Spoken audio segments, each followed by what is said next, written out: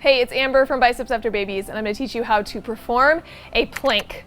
This is a great abdominal exercise, and it's got to be done right though in order to target the muscles that you're wanting to target. So one of the things that I really think is important to think about as you are performing a plank is taking that rib cage and pulling it towards the pelvis. It's almost like a crunch, but you're holding that tight. It supports that lower back. That's probably the biggest mistake that I see people make with a plank is they come into this plank and their back is arched and they're not actually doing anything for their abdominals in this position. So instead we want to think about drawing the rib cage in, drawing it down towards our pelvis, almost like you have a string attached to your lower back and it's pulling it towards the ceiling.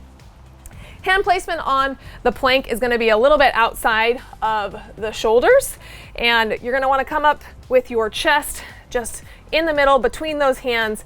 Your butt is squeezed, your hamstrings are squeezed, the thighs are squeezed, and I'm just drawing that lower back up towards the ceiling.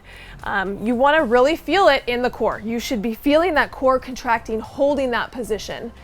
An alternative to the plank is sometimes called the hover. You'll also hear these used interchangeably, but the hover tends to be on the forearms instead of the hands. It's a very similar motion, except we are just simply on the forearms, but all the same cues still apply. Everything is tight. I'm pulling my lower back towards the ceiling and holding that isometric contraction of the abdominals, and that is the plank.